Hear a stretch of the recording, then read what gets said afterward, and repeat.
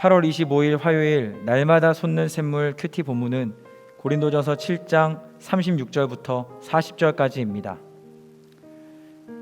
오늘 본문은 약혼녀와 결혼하는 문제, 과부가 재혼하는 문제에 대해 이야기하고 있습니다.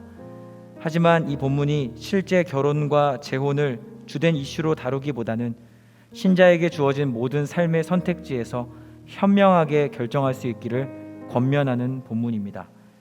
본문이 기록될 당시인 주 51년도에는 고린도에 심각한 기근이 들어 경제가 무너지고 먹을 것조차 쉽게 구하기 어려운 시대였다는 동시대의 문헌 기록들이 있습니다.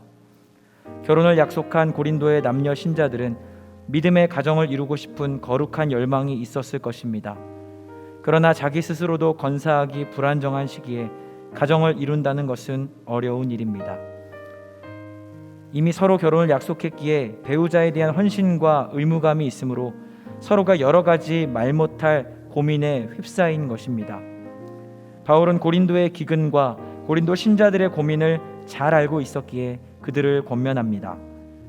약혼한 남녀는 서로에게 충실한 의무를 감당해야 한다고 생각했지만 바울은 이 의무를 무시하지는 않습니다. 그것은 바르고 정당한 것입니다. 하지만 사회적, 경제적으로 어려운 시기를 맞게 될 때 사도의 입장은 분명합니다. 만약 이 둘 가운데 하나를 선택해야 한다면 주님을 섬기는 일이 먼저라는 것입니다. 본문 39절을 보면 사도는 모든 일을 주 안에서만 감당하라고 고린도 교인들을 교훈합니다.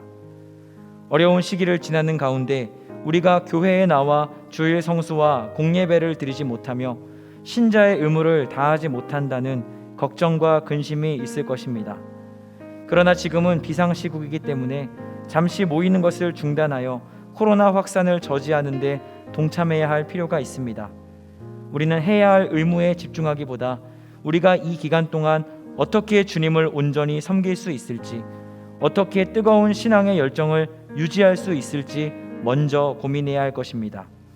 이 시기를 말씀과 기도로 또 이렇게 큐티를 묵상하고 내 삶에 적용해 보면서 이전보다 더 하나님과 깊은 관계로 나아가 주님의 기쁨이 되고 영광이 되시는 모든 성도들이 되시기를 주님의 이름으로 축복합니다. 기도 제목을 함께 읽겠습니다. 최근 한반도 정세가 또다시 경랑에 휩싸이고 있습니다. 북한이 남북 관계를 파탄내고 일촉즉발의 긴장 관계로 끌고 가려는 악한 계획을 주의 강하신 손으로 꺾어 주옵소서. 북한의 어떤 무력 도발 계획도 저지할 수 있도록 주님이 친히 지켜 보호하여 주옵소서. 북한의 핵폐기와 함께 한반도의 평화가 정착될 수 있도록 주님이 친히 역사하여 주옵소서. 지난 3월 신천지가 코로나19 집단 감염의 진원지였을 때는 그들은 이단이라고 말하며 교회와 거리를 둘 변명의 여지라도 있었습니다. 하지만 이번에는 그마저 할 수 없게 되었고 교회가 신천지와 똑같거나 더 못하다는 비난을 받아도 아무런 할 말이 없게 되었습니다.